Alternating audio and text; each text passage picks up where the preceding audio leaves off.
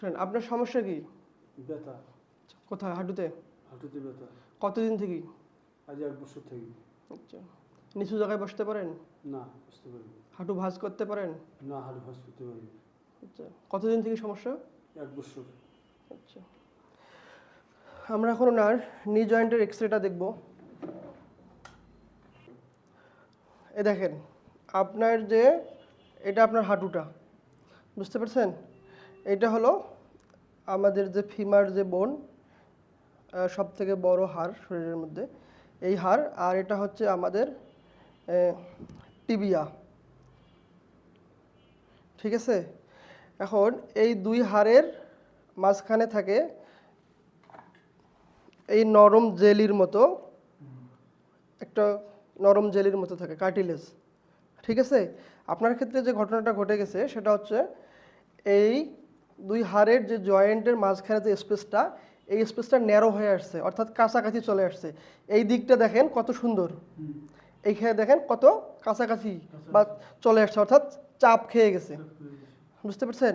আর একটা বিষয় হচ্ছে, এইখানে লক্ষ্য করলে দেখা যাবে যে এইটা হলো প্যাটেলা, এটা কত সুন্দর ভাসমান অবস্থায় আছে, এই যে মুভমেন্ট করতেছে। আবার এইখানে যদি আমরা লক্ষ্য করি তাহলে দেখব আপনার এই প্যাটেলাটা একদম এই ফিমারের লোয়ার পার্টের সাথে একদম অ্যাটাচড হয়ে গেছে, কাছাকাছি চলে আসছে। এই বুঝতে পারতেছেন? দেখতে পারতেছেন? আচ্ছা। আসলে আমরা যে কাজটা করব সেটা হচ্ছে আপনার এই দুই জয়েন্টের মাঝখানে যে স্পেসটা কমে আসছে, আমরা আমাদের অস্টিওপ্যাথি এবং কাইরোপ্র্যাকটিক ট্রিটমেন্টের সাহায্যে আমরা এই আপনার জয়েন্টের স্পেসটা বৃদ্ধি করার চেষ্টা করব। এবং পাশাপাশি আপনার যে প্যাটেলাটা যে ফিক্সড হয়ে আসছে, এই প্যাটেলাটা যেন মুভমেন্ট করতে পারে, বুঝতে পারছেন? একটু শুয়ে পড়েন। রাইট।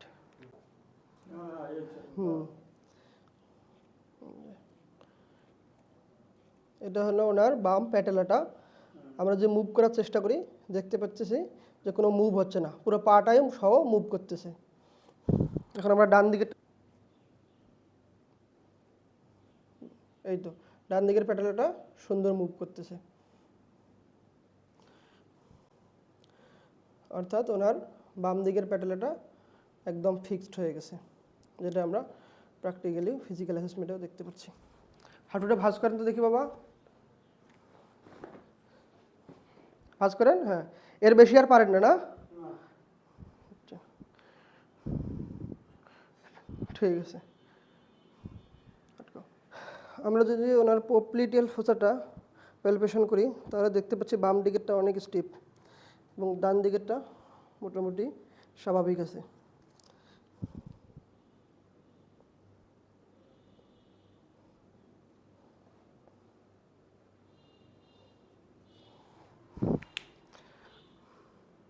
অর্থাৎ আমরা